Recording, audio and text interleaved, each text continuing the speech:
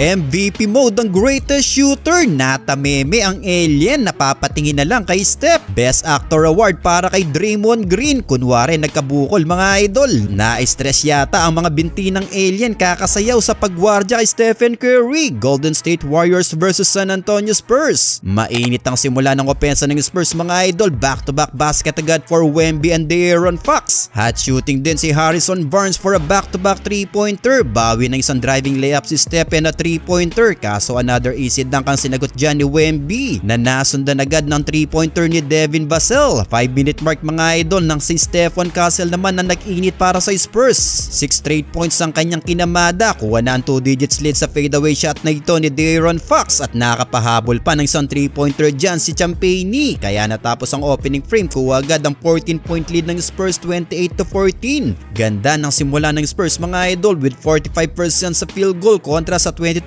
ng Warriors. Pagpasok ng second quarter, sinimulan agad ni Wemby ang opensa ng Spurs. 5 straight points para sa alien, isang jumper and a 3-pointer. Pero after lang yan mga idol, heto na ang Warriors. Sinimulan ni Podziemski ang opensa sa isang 3-pointer na nasundan agad ng pull-up jumper ni Butler. Unti-unting bumawi ang Warriors, baba na sa single digits sa back-to-back 3-pointer na ito ni Moses Moody. Nakakasagot naman ang Spurs dyan mga idol, another jumper for Wemby and a 3-pointer para kay Sohan. Pero kuha pa rin ang momentum ng Warriors mga idol. Isang tresa naman ang pinakawalan ni Moses Moody and an easy layup for Stephen Curry. Buhat ni Moses Moody at Steph Curry ang opensa ng Warriors sa quarter na ito mga idol with 21 combined points. 5-minute mark nang makagawa na naman ng run ng Spurs led by Stephon Castle. Naibalik nila ito sa double digits pero hindi pumayag ang greatest shooter at kumamada pa bago matapos ang first half. Nakabawi ang Warriors at sa 3-pointer na ito ni Butler, baba na ulit sa single digits. 56-49, Spurs up by 7 points. May 13 points na ang alien at 15 points naman para kay Steph Curry. Entering up third frame, dito na nag-MVP mode si Steph Curry mga idol. Binuhat niya ang Warriors sa quarter na ito. Nagpaulan ng 3 mga idol. Dalawang magkasunod na 3-pointer kaagad ang pinakawalan niya. 5-minute mark sa kanyang 3-pointer na ito nang maagaw na nila ang kalamangan. MVP mode na si Steph Curry na may total of 22